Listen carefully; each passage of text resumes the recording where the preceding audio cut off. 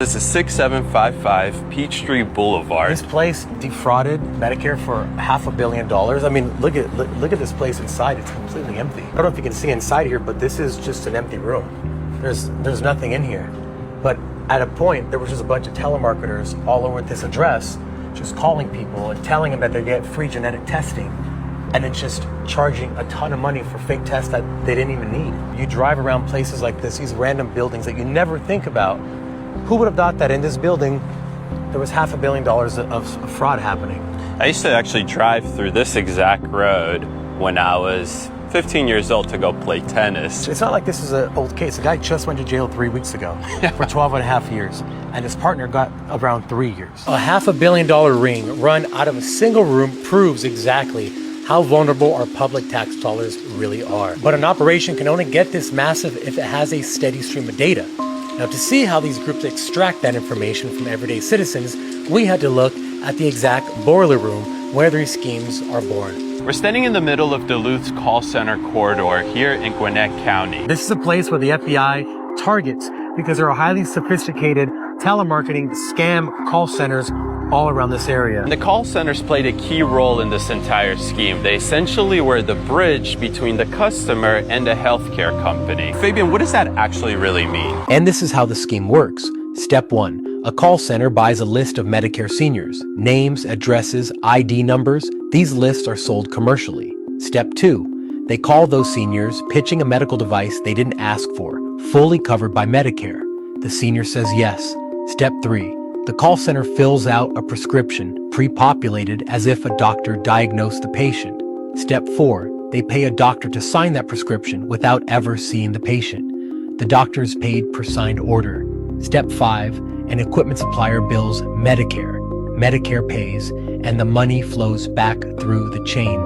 The senior gets equipment they never needed. Ari, a 29-year-old former refugee who is the COO of Centerlight Home Care, a company owned by his family, all presumably Bhutanese refugees, that has billed Ohio Medicaid nearly $17 million.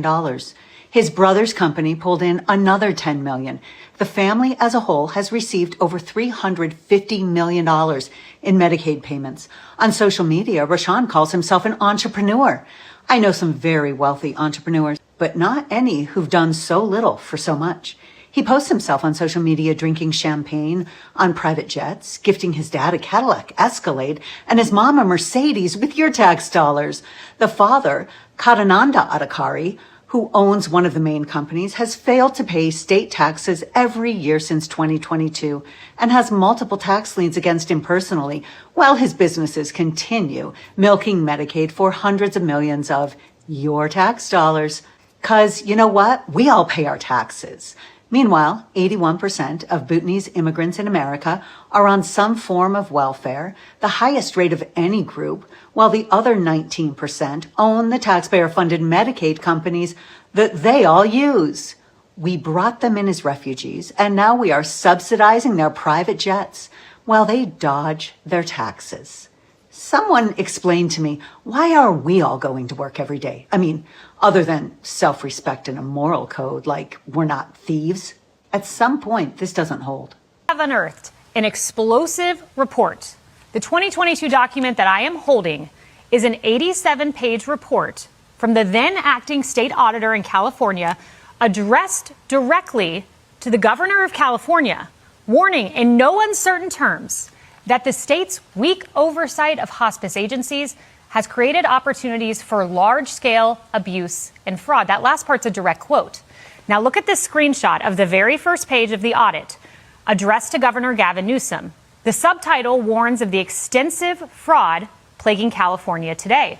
It cites fraud indicators found particularly in Los Angeles County. A rapid increase in the number of hospice agencies with no clear correlation to increased need. In fact, listen to this. The aged population increased 40% in California between 2010 and 2021, while the hospice agencies increased an astonishing 1,589%. Another indicator was the excessive geographic clustering of hospices, with sometimes dozens of separately licensed agencies located in the same building, and also abnormally high rates of still living patients discharged from hospice care, despite hospice typically offering care for people expected to live 6 months or less. And look at this. You won't believe it. They even gave Newsom a map. Quote, 210 active hospice agencies located within 1 mile of each other on Van Nuys in Los Angeles County. Now, did Gavin Newsom go to these locations? Did his government check out these buildings? This document reads like points from a Nick Shirley video. But no, these were the fraud warnings listed by the acting state auditor 4 years ago, leading him to conclude, quote, that a network or networks of individual perpetrators in Los Angeles County are engaging in a large and organized effort to defraud the Medicare and Medi-Cal hospice program.